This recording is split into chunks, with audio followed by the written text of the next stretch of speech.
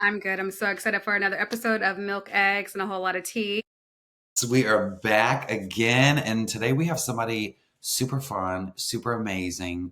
We have talked to him before this. We have stalked him all over the socials and everything in between. Say that again. Stalked them. Stalked because this person is truly a gift, a joy, and just a bright light, not only to just human beings, but to the LGBT community right now in this world, Allegra. So who do we So, got? welcome, Trystan, to Yeah. Milk, Eggs, and a Whole Lot of Tea. Are you ready? I hope so. This is too much. There's a big buildup. You'll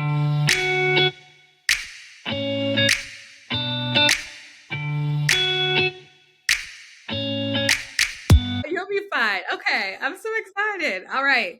We're going to go ahead and get started. Okay. So, Trystan, to introduce you to our audience, in 2017, your family story as the pregnant man brought a lot of attention to the LGBT community. Can you take us back to that time? And how did that experience shape your work within the community? And what insights did you gain about the challenges trans people face, especially in public spaces? It's all at once. I'm going to try to remember them all. Okay. No, I got you.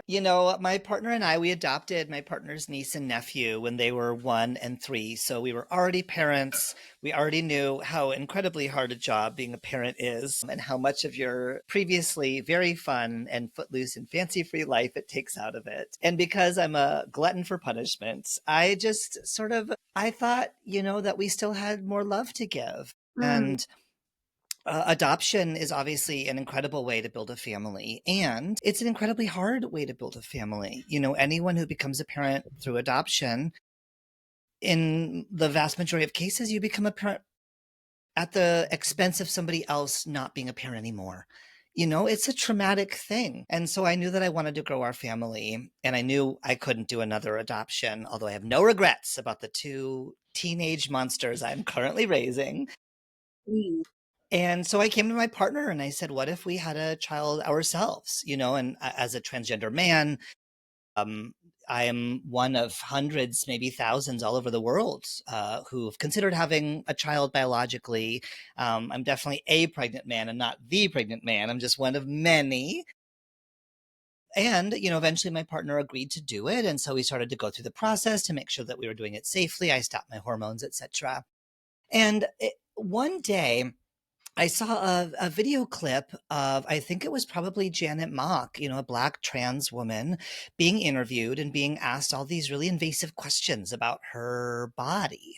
Mm. And, for transgender men, we were taught that if you get handed a microphone, you give that microphone to a trans woman. That's the way it's always been. We are not the ones who are being targeted by the police by and large. We're not the ones who are losing our jobs by and large. We just don't sit at that most brutal intersection. And so the lesson has always been, it's trans women's job to share their voices. It's our job to amplify their voices. Mm. But watching this interview, I started thinking, I don't know, did we go too far? Mm. It started to feel like, no, now we're expecting trans women to do all this labor for our whole movement. They're the ones who are most visible, so they're continuing to be the ones most targeted. And I sort of looked at my life. I have like a partner and my parents, who are supportive, and kids, and we live in Portland, this kind of like nice sort of safe bubble. And I sat down with my partner and I said, I think it's our time. I think it's our time to tell our story and to tell a different kind of trans story that's not about all the horrible things that are happening to us, but about love and light and family and hope and joy. And I feel like it's my responsibility as a trans man to carry some of that burden, I guess. And so that's why we decided to start telling our story. I had no idea it was going to blow up the way that it did. I live in my own little world of rainbows and unicorns, and I forgot that transphobia existed for a minute. And that's the biggest thing that I learned, to go back to your question. The biggest thing I learned is just how incredibly brutal the world can be for visibly trans folks. And I had been shielded from that by my own identities for a long time. And I sure was dropped right into the deep end there. And that was really rough. Mm. It was rough, but you made it and you came out swinging. And you're like, listen, nothing's going to take me down. And that's what's so inspiring about you is because we can all be thrown things, and it's really how you Right. juggle it and how you get through it, and the outcome and the just just the support too that you had, and I'm sure throughout the way and all that stuff. So that's amazing. That's amazing. Mhm. Okay, so another question for you. As someone who's deeply committed to supporting the trans community, you've witnessed the complexities of transparenthood firsthand. Okay, so what do you think is the most misunderstood aspect of trans parenting, and how can society do a better job of supporting trans families in a meaningful way? Yes, I want to hear this answer. Mm, Well, you kind of already heard me address it. So, one of the most common misconceptions is that trans people having kids or wanting to have kids, it's rare, it's experimental, it's some kind of a political statement, and it's actually none of those things. We are just as boring as everyone else. You know what I mean? Like we just like want to build our own little empires of love in a really Mm. scary, sad world. We want to pass something on. We want to give a kid a safe environment when maybe we didn't have one, just like the same rich, messy, complicated reasons anybody does, except largely speaking, we don't have babies on accident. That's not true for everyone, but largely speaking, that's like one of the main differences. Usually there's a few more steps that we have to put in. But other than that, it's the same. It's not dangerous. It's not scary. It's not a political statement. We know what we're getting into. We're doing it for the same reasons. And I think that's also part of what's so important for people to tell others about is to really talk about how safe and I hate to use the word normal, but like normal and average and boring we are, just to give people a sense that, there's just no malice here. It's just we would like to be subjected to the same high highs and low lows as anybody Anyone else. else? Absolutely. amen. Amen to that. I mean, we're people at the end of the day. That's all we are. Yep. We Yeah. just want to live and Yeah. survive, period, like everyone else. Yeah. Well, Tristan, I love your work that you do. I love your advocacy work, neurodivergent work. In addition to that, with working with the LGBTQ community, you're also passionate about neurodivergent. And I just think the word neurodivergent, I'm not sure it's been introduced in a while, or is it just new for people to understand the meaning behind that word? But anywho, my question is, what are some of the biggest misconceptions people have about neurodivergent individuals? And what steps can we take to create more inclusive spaces for them, especially in schools and in workplaces and just everyday lives? Yeah. So the word neurodivergent, it is a newer word, and it's an umbrella word like people of color or even Asian American. Those didn't exist for a long time, and then Mhm. it was like, what if we all got together and figured out what are our commonalities, our similarities, where can we really fight and advocate and achieve some semblance of equality in this world together, knowing that there's going to be differences in there as well, of course. Mhm. So I have ADHD, which will surprise nobody with ADHD who's listening because I talk very fast, which is sort of one of the hallmarks of having ADHD. And I think one of the misconceptions, I was just at an all neurodivergent conference last weekend. I did a Yeah. keynote. It was very fun. And I think one of the misconceptions is that people who claim to be neurodivergent, we're just like everybody else, except we're just like super special snowflakes. Mm. We just like want things a certain way. We're maybe a little persnickety, and that's not the case. There's a lot of science that shows if you're autistic, if you have ADHD, your brain is physically wired differently. You have neurons where other people don't. You maybe are missing some neurons where other people have them.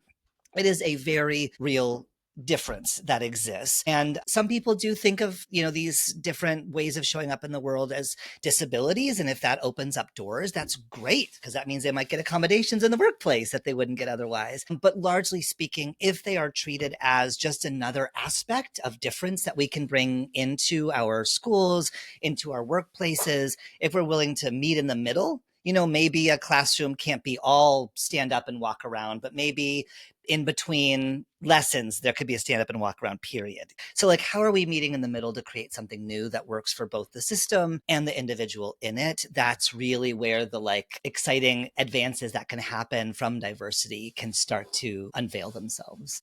I know that's right.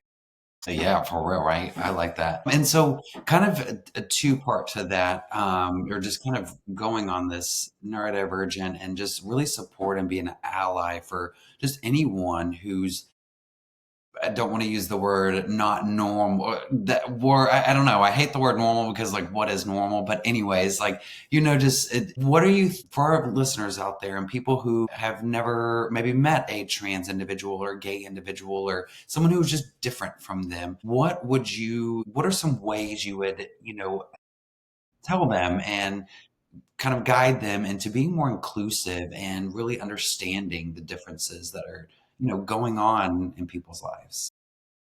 Yeah, I mean, it's funny. I was in New York last year around Pride, and I heard an older couple at a restaurant talking behind me. And I think, were not from a country where Pride happens a lot. And so I heard them talking, and the woman kept saying, "Well, it's just so weird." And the husband just kept saying, "It's just so different." And I think just that tiny shift of it's not bad, it's different. It's replacing the judgment with curiosity. Instead of saying, well, trans people all want this, or whatever. I wonder what it is trans people do want. Same Mm. thing with, the autistic kid in my class is so loud, right? We're making a judgment about that. I wonder why he's so loud. Oh, he gets upset easily. I wonder why he gets upset easily. If you just ask a question and are curious instead of making that automatic judgment or negative assumption, it just opens up so much, not only for the relationship and for your opportunity to learn and grow, but when you ask a question, your brain just does something very different than when you make a judgment. A question, like, it kind of hacks your brain into feeling more like open, I guess. So I think the more you can do that, I practice doing this with people I don't agree with politically. When I see people on TV, when I hear politicians speak, I really try hard not to go to that, oh, that's a bigoted person. Instead, I try to think, like, I do wonder how their life was so different from mine that they came to such a different conclusion about what the biggest problems are in the world and about how to solve them. And the more I can stay curious, I hope the more effective I can be at effectively engaging in creating the kind of change I try to be a part I I love love it. that. Yeah, because, oh, sorry, Allegra, go ahead. Curious to know, Trystan, what makes you so passionate about this work? About advocating, about being, I heard a word today is that there's a difference between ally and accomplices, that we need more accomplices than allies, because accomplice can like stand up in front of you and protect you. So my question to you is, hey, how come someone can be more of an ally but then also, or accomplice, but also what makes you do this work? What is your why? of. The why, I think I just look at the way that my community is treated in society and even in some of their families of origin. I compare that to the love that I felt growing up. And what a blessing and a privilege that really was. And I want to create a world where everyone is loved in that same way, where we can make mistakes and still be loved, where we can succeed and still be loved, where we can be vulnerable and, or, our darker, uglier sides come out and we still know that we're okay, that we're enough, that, we deserve to be here. And that's the kind of world that I'm fighting for. It's the kind of world I try to give my kids, although my 14-year-old just texted me. She needs to have a talk with me tonight. And I'm like, oh no. What is the talk What about? does that mean? She said, it's not about pills. And I was like, oh, that makes me even more scared. So we'll see what that's about. And I just texted her back, Parenting. whatever it is, I'm here for you. That's what I want her to feel like. And to be honest, like, that's what I want all trans people to feel in our whole world. To Yeah. have We get to have our struggles and still be held. And I think, in terms of the ally versus accomplice, I'm not, I am a nerd, I am, and I'm not so much about the words in that way. Mm. Like, I don't worry too much about what we call it when people like are a good friend to us and like have our backs and check in with us. And if we have feedback for them on what we need, they'll listen. Like, I don't really care what we call it. And I understand the accomplished thing is more about, like, we need allies who are willing to take risks. Hmm. That's what the accomplished thing is. Like, it's someone who's like gonna get their hands dirty with you. Fine. I think an ally can, you know what I mean? The words I don't care about. All I care about is people who are like humble, open, knowledgeable, not defensive. If you're like, ooh, so that word I didn't love. You know, I want someone who's like, "Oh my gosh, I did not even know. Thank you for telling me." You know, the analogy I use in my trainings is like if a friend tells you you have something in your teeth, that's how it should feel when you correct someone. You know, you're not like, "How dare you tell me I have something?" No, you're like, "Oh my god, thank you so much for telling me. Is it gone?" Like that should be the vibe when you make a mistake. And to me, that's a good ally where they're like, "Oh my gosh, thank you so much." That's it, you know? Yeah. I completely agree because we've been taught for so long that like different is different. And it's like we just steer away or we like look at people differently or whatnot. And it's I love what you're saying is just being curious, asking questions, like changing that mind shift, to understand the whys behind why did someone choose to do or be or say the way that they are instead of going to a place that's just so like rah and on the attack because it's different from what you might be used to. And that's okay because that's how you learn and that's how we learn. And, things happen, which is crazy when we all put our minds together and not throw shit at each other, which is insane. But Right. It's already hard enough. it is, Lord. And then like you just having your daughter text you right now, like you're like, holy, I mean, your heart's beating. You're like, oh my God, what's gonna happen? Like as a parent, I mean, that's the first time you've had that text, I'm sure, from your daughter like that. And you're like, now what the hell am I getting into? She said I was going to either be really mad or that we were going to laugh about it together. Well, baby, you better have a pack of cigarettes or a glass of wine, whatever your vice is, and just get ready to go. I'm glad she gave me the heads up though, because a lot of this is also about our bodies, you know? So like I have a few hours to like do my breathing, do my meditation so that when she comes in, I'm going to try to not be reactionary, whatever it is. You know, I'll be able to say like, thanks for telling me. Can you help me understand what you were thinking when you did this thing? You know. What if she's like, Dad, I actually won the lottery? I don't know. It's not that it was simple, not that deep. She would not tell me that I might be mad at her if she won the If lottery. you won the lottery, you'd be like, bye-bye, come on, we're going. Bye. Otherwise, she would just text me too, OMG, you know? Like that's no. But I appreciate you, Brandon. You're really trying to think about the positive. Positive thoughts here. Positive thoughts. Okay. So one last question I got for you. So you have been juggling and you juggle a lot, both personally, professionally, you're doing things, you're on the go.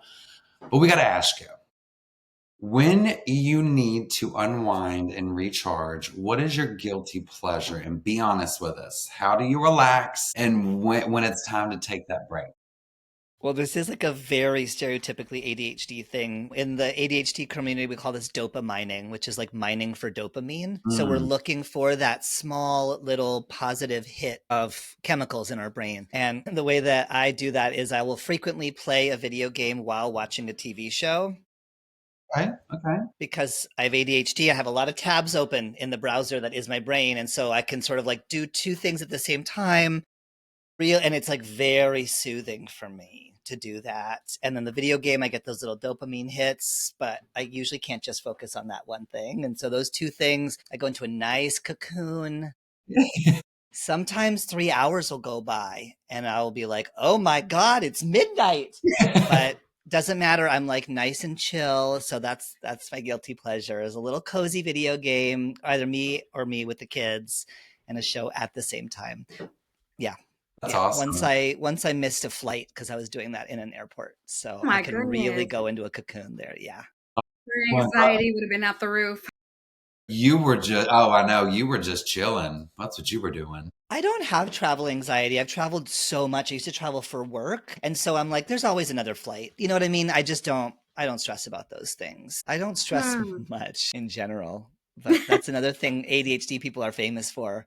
We get thrown off kilter by small inconveniences, but in a big crisis, we are like very common focus. You're the people who everybody wants to talk to. We're like, hold on, are we going to make it? Yes. If my daughter had texted that text to my partner would be like, I'm driving to the school right now to have this conversation with you. But I'm like, no, I got it. I know that's why she texted me. We're going to the school, pulling you out right now. Yep. I love that. I'm glad she felt safe. That's it. And that's the goal. That's what we've told her we need to be seeing more from her to build trust Mm. is you need to come to us when you're having a problem and don't wait until it blows up and we're getting a call from the school. Trystan, I do have another follow-up question for you in regards to neurodivergent and the trans community. Yeah. So, for those who are just new to this conversation, maybe we don't know, they're new to this conversation, and they want to understand the intersexuality between neurodivergent and trans. How can they better educate themselves better educate themselves on the interconnected struggles each group do have without burdening marginalized communities or saying, just teach me, teach me? Yeah. Well, I mean, the great news is there's enough people out there making content that you can say, teach me by searching on TikTok or by going to Instagram or by reading a book. You know, there are lots of people who are volunteering their time or who get paid, like I do, to teach that, you know? And so I think there's lots of ways to learn. One thing that's really interesting is that we're not sure why, but there does seem to be a higher representation of neurodivergence in trans communities. So trans people are more likely to have ADHD or to be autistic or to have dyslexia or something like that. And again, we're not sure why, but it's just one of those funny things that perhaps they both happen in similar areas of the brain. We're just not sure. In the same way that is an overrepresentation of trans people in deaf communities. We don't know why. You know, it's just one of those things that shows up and it's just, to me, it's cool. I'm a nerd, and so like neuroscience, I love identity stuff. I love. And so just knowing that intersection is there is helpful. And then there's like some other wonky stuff like, young women and girls are much less likely to be diagnosed with neurodivergent conditions because they often present in different ways. So a lot of transgender men, we were raised and seen by the world as girls and young women. A lot of us didn't get diagnosed when we were kids. So we're much more likely to be adult diagnosed. So we don't have the benefit of a whole lifetime of like knowing how to advocate for ourselves and having language and any of those types of things. So sometimes we can be considered like we might struggle a little bit more because we didn't have access to those resources for all those years. And then Allegra, I'm sure you know this just from your professional work, that also young people of color Mm-hmm. of all cultures are wildly underdiagnosed, underidentified as being neurodivergent, which the second you think about it, you're like, oh, of course, because what a young white kid displays, such as like flapping their hands or talking out of Yeah, turn or standing up or distracting others, a white kid displays that, and the teacher might say like, oh, I wonder if this kid is autistic. When they see a little black boy doing that, what do they behavioral think? issues maybe. Mm-hmm. That's right. Yes, that Behavioral he's a issues. problem child. Yeah. Yeah. And we Mm-hmm. see that in the data. That happens at that aggregate level. Not every teacher, not every kid, of course not. But it's one of the ways where we see the assumptions around race and racism butt Mm-hmm. up against neurodivergence as well. And then we have a lot of adults who are, adults of color who also didn't have access to language and resources and who have to grapple with having been told that they were a problem child for all those years. Right. That's very, very hard to unlearn. That's very hard healing work to do. A lot of healing work, your inner child. Oof. Mm. And Trystan, my other question for you is how can our listeners just find you? What are some resources that you can provide? Just introduce yourself again to our friends. Sure. I'm not on social media much anymore. It's not really a safe place for trans folks, hasn't been for the last few years. Hmm. But my website is tristanreese.com, so folks can go there. If the parenting thing is interesting to you, I did write a book called How We Do Family, which is the whole story and all the little cute baby pictures and everything. And so that's another way that they can get involved in my work. And then of course, Allegra, you and I met because your employer hired me to come and talk about these things at that systems level. And so that's the work I love doing the absolute most because I get to change a whole system, a whole culture. And that's really important to me. Yeah, I love that workshop. You came in and was like, ask me any questions you think that you're afraid to ask. And it was just it's like, we have questions. Well, that way, the one trans person that you work with doesn't have to answer it. I'm literally being paid to Hmm. answer it. That way the one person with ADHD, that's not their job to teach you. It's just Hmm. their job to fix your computer. So that's why it's great to have someone come in and do that labor on behalf of and alongside other folks so that Hmm. they can just do their jobs. When in doubt, talk to somebody or do some research. Yeah. People got to do. Hmm. and be educated, be curious. Well, Trystan, thank you so much for joining us today on the podcast. We appreciate you so much. Of course. Thanks for having me. Of course. Any last closing thoughts before we end this episode? I don't think so. Just a reminder that, trans folks are really struggling right now. And so any way you can lift up trans voices, any way you can jump in when, someone is saying something foolish and probably not true about us, we could really use the allyship and the accompliship. Accomplicehood Yeah, whatever the word is. I right got we in the now. same family. We got you. That's right. Yes, we just need more friends right now. So thank you. Of Thank you. course. Well, everybody, until next time, we will see you on Milk Eggs. And a whole lot of tea. Bye, y'all.